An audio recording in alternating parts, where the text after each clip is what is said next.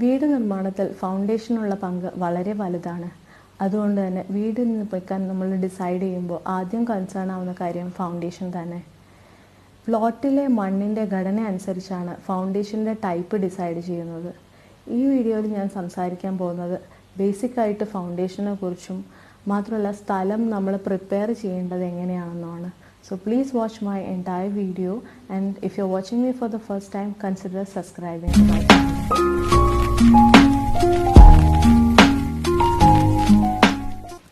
വീട് വിൽക്കാൻ നിശ്ചയിച്ച് നമ്മൾ പ്ലോട്ട് വാങ്ങുമ്പോൾ അതിലേക്കുള്ള ആക്സസ് ഉറപ്പ് വരുത്തുക.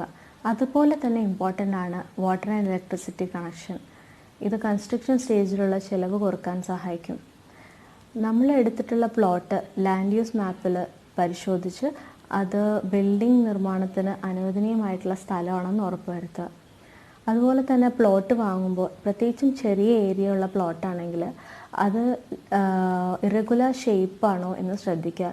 ഇത് കൺസ്ട്രക്ഷൻ സ്റ്റേജിലുള്ള ചാലഞ്ചസ് കുറക്കാൻ സഹായിക്കും. പിന്നെയുള്ള ഒരു കാര്യം, നമ്മൾ പ്ലോട്ട് പ്രിപ്പയർ ചെയ്യുമ്പോൾ അൺവാണ്ടഡ് ആയിട്ടുള്ള ഇലക്ട്രിക് പോള്, അതുപോലെ തന്നെ മരങ്ങൾ, അതുപോലെ തന്നെ ചെറിയ ബിൽട്ടപ്പ് ഉണ്ടെങ്കിൽ ഇതെല്ലാം റിമൂവ് ചെയ്യുക. അതിന് മുമ്പ് തന്നെ നമ്മൾ പ്ലോട്ട് വാങ്ങുന്നതിന് മുമ്പ് അല്ലെങ്കിൽ പ്ലോട്ട് വാങ്ങിയിട്ട് നിരത്തുന്നതിന് മുമ്പ് തന്നെ ഒരു ആർക്കിടെക്റ്റിനെ അപ്രോച്ച് ചെയ്തിട്ട് നമ്മൾ സംസാരിക്കുകയാണെങ്കിൽ ഒരു പക്ഷേ അതിലുള്ള മരങ്ങളെ നിലനിർത്തിക്കൊണ്ട് അല്ലെങ്കിൽ പ്ലോട്ടിൻ്റെ ലെവൽ നിരത്താതെ തന്നെ അതിന് ആപ്റ്റായിട്ടുള്ള ഒരു ഡിസൈൻ ആർക്കിടെക്റ്റിന് സജസ്റ്റ് ചെയ്യാൻ പറ്റും. ആർക്കിടെക്റ്റിനെ അപ്രോച്ച് ചെയ്യുന്നതിന് മുമ്പ് നമുക്ക് നമ്മുടെ വീടിനെ കുറിച്ച് ഉള്ള ഒരു ഡ്രീം, അതുപോലെ തന്നെ റിക്വയർമെൻറ്റ്സ് എല്ലാം ലിസ്റ്റ് ഡൗൺ ചെയ്തിട്ട് വീട്ടുകാരുമായിട്ട് ഡിസ്കസ് ചെയ്തിട്ട് വേണം ഒരു ആർക്കിടെക്റ്റിനെ അപ്രോച്ച് ചെയ്യാൻ. അങ്ങനെ ഒരു ലിസ്റ്റ് കൊടുത്തു കഴിഞ്ഞാൽ പിന്നെ ഒരു സൈറ്റ് വിസിറ്റിന് ശേഷം അതിന് ആപ്റ്റായിട്ടുള്ള ഒരു ഡിസൈൻ ചെയ്യാൻ വേണ്ടിയിട്ട് അത് സഹായകമാകും. ഡ്രോയിങ് പ്രിപ്പയർ ആയിക്കഴിഞ്ഞാൽ പെർമിഷൻ പ്രൊസീജിയേഴ്സ് ചെയ്യാവുന്നതാണ്. പെർമിറ്റ് ഇഷ്യൂ ആയിക്കഴിഞ്ഞാൽ സൈറ്റിൽ സെറ്റിംഗ് ഔട്ട് ചെയ്യാം. സെറ്റിംഗ് ഔട്ട് അഥവാ കുറ്റിയടി എന്ന് പറയും. ഇതിനൊരു എൻജിനീയറുടെയോ ഒരു ആർക്കിടെക്റ്റിൻ്റെ സഹായത്തോടെ ചെയ്യാവുന്നതാണ്. ഫൗണ്ടേഷൻ്റെ ടൈപ്പ്, സൈറ്റിലെ സോയിലിൻ്റെ ടൈപ്പും അതുപോലെ തന്നെ ഡെൻസിറ്റി, അതുപോലെ തന്നെ മോയ്സ്ചർ കണ്ടൻറ്റ് അല്ലെങ്കിൽ ഈർപ്പം, ഇവയൊക്കെയാണ് ഡിസൈഡ് ചെയ്യുന്നത്. ഇതിന് നല്ലൊരു കൺസൾട്ടൻറ്റിനെ കണ്ടു കഴിഞ്ഞാൽ നിങ്ങൾക്ക് ഫൗണ്ടേഷൻ്റെ ടൈപ്പ് ഡിസൈഡ് ചെയ്യാം. ഇനി നോർമലായിട്ട് യൂസ് ചെയ്യുന്ന ഫൗണ്ടേഷൻ്റെ കുറച്ച് ടൈപ്പാണ് ഞാൻ എക്സ്പ്ലെയിൻ ചെയ്യുന്നത്. സാധാരണയായി നമ്മുടെ നാട്ടിൽ കണ്ടുവരുന്ന ഒരു രീതിയാണിത്, റാൻഡം റബിൾ മേസണറി. സിമൻറ്റും റബിളും അതായത് കരിങ്കല്ലും കൂടി കെട്ടിപ്പടുത്തുണ്ടാക്കുന്ന ഒരു രീതിയാണിത്. മണ്ണ് എടുക്കുമ്പോൾ നമ്മൾ ഒരു 3 ഫീറ്റ് വരെയുള്ള ഡെപ്തിൽ നമുക്ക് കല്ല് കാണാൻ പറ്റുമെങ്കിൽ നമുക്ക് അവിടെ നിർത്താം. ഇല്ലെങ്കിൽ 3 ഫീറ്റ് വരെ ഡെപ്ത് മണ്ണെടുത്ത ശേഷം കല്ലിട്ടിട്ടാണ് ഈ ഒരു ഫൗണ്ടേഷൻ ചെയ്യുന്നത്.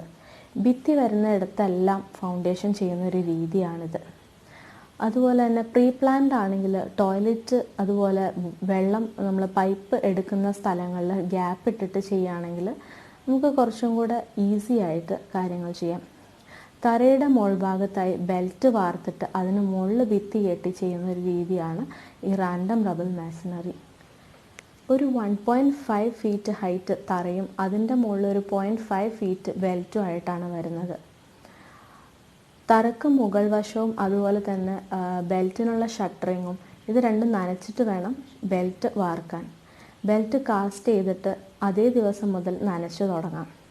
ഒരാഴ്ചയെങ്കിലും നനച്ച് മോയിസ്റ്റായിട്ട് കീപ്പ് ചെയ്യണം. അതുപോലെ തന്നെ ഇമ്പോർട്ടൻ്റ് ആണ് ക്ലോത്ത് അല്ലെങ്കിൽ ഒരു സാക്ക് വെച്ചിട്ട് ഈ ബെൽറ്റ് കവർ ചെയ്ത് വെക്കുന്നത്. ചൂട് കൂടുതൽ വരുമ്പോൾ ക്രാക്ക് വരാതിരിക്കാനാണ് ഇത്. ഇതിന് ശേഷം നമ്മുടെ ബെൽറ്റിൻ്റെ ഉൾവശം മണ്ണിട്ട് നിറച്ച് ലെവൽ ചെയ്യാവുന്നതാണ്. അടുത്തത് കോളം ഫൂട്ടിംഗ് ഫൗണ്ടേഷൻ. ലൂസായിട്ട് സോയിൽ വരുന്ന സ്ഥലങ്ങളിൽ, അതായത് പ്ലോട്ട് ലൂസായിട്ടുള്ള സോയിലുള്ള സ്ഥലങ്ങളാണെങ്കിൽ കോളം ഫൂട്ടിംഗ് ഫൗണ്ടേഷനാണ് ഏറ്റവും ബെസ്റ്റ്. മാത്രമല്ല ചില സ്ഥലങ്ങളിൽ നമുക്ക് കൂടുതൽ ഡെപ്ത് കൊടുക്കേണ്ടി വരും ഫൗണ്ടേഷന്, ചില സ്ഥലങ്ങളിൽ കുറച്ച് ഡെപ്തും കൊടുക്കേണ്ടി വരും. ഇങ്ങനെയുള്ള രീതിയിൽ ആണെങ്കിൽ നമുക്ക് എപ്പോഴും കോളം ഫൂട്ടിംഗ് ഫൗണ്ടേഷനാണ് പ്രിഫർ ചെയ്യുന്നത്. കോളം എന്ന് വെച്ചാൽ പില്ലേഴ്സ് വെച്ചിട്ട് എൻറ്റയർ ബിൽഡിങ്ങിൻ്റെ ലോഡ് ഗ്രൗണ്ടിലേക്ക് ട്രാൻസ്ഫർ ചെയ്യുന്ന ഒരു രീതിയാണിത്. ഈ എല്ലാ പില്ലേഴ്സും നമ്മൾ പ്ലിന്ത് ബീം വെച്ച് കണക്ട് ചെയ്തിട്ട് ഈക്വലായിട്ട് ലോഡ് ഗ്രൗണ്ടിലേക്ക് ട്രാൻസ്ഫർ ചെയ്യും.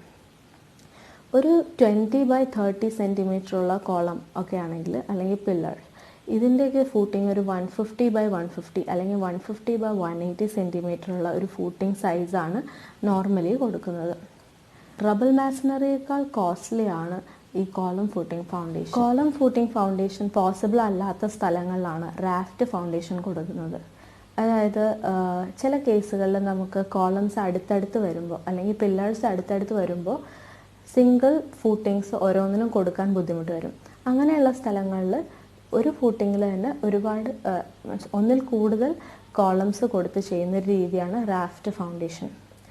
റാഫ്റ്റ് ഫൗണ്ടേഷൻ എൻറ്റയർ ബിൽഡിങ്ങിൻ്റെ ഫുട് പ്രിൻറ്റിൽ കോൺക്രീറ്റ് ബേസ് കൊടുത്തിട്ട് അതിന് മുകളിൽ എല്ലാ പില്ലേഴ്സും കയറ്റി വെക്കുന്ന ഒരു രീതിക്കും റാഫ്റ്റ് ഫൗണ്ടേഷൻ തന്നെയാണ്. ഈ പില്ലേഴ്സ് എല്ലാം പിന്നീട് പ്ലിന്ത് ബീം വെച്ചിട്ട് അറ്റാച്ച് ചെയ്യും. എന്നിട്ട് അതിൻ്റെ മുകളിലാണ് ഭിത്തി കെട്ടുന്നത്. അടുത്തതായിട്ട് പൈൽ ഫൗണ്ടേഷൻ. റാഫ്റ്റ് ഫൗണ്ടേഷനും പോസിബിൾ അല്ലാത്ത ചതുപ്പ് നിലം പോലുള്ള സ്ഥലങ്ങൾ, അതായത് റിവർ സൈഡ് അല്ലെങ്കിൽ തോടിൻ്റെ അടുത്ത് അല്ലെങ്കിൽ വയലിനടുത്തുള്ള പ്ലോട്ടൊക്കെ ആണെങ്കിൽ ലൂസ് സോയിലായിരിക്കും, പിന്നെ ചെളി അല്ലെങ്കിൽ ചതുപ്പ് നിലമായിരിക്കും. അങ്ങനെയുള്ള സ്ഥലങ്ങളിൽ പൈൽ ഫൗണ്ടേഷൻ ചെയ്തെടുക്കാൻ പറ്റും. ഇത് രണ്ട് തരമാണ്, പ്രീകാസ്റ്റും കാസ്റ്റ് ഇൻ പ്ലേസ് പൈൽസും ഉണ്ട്.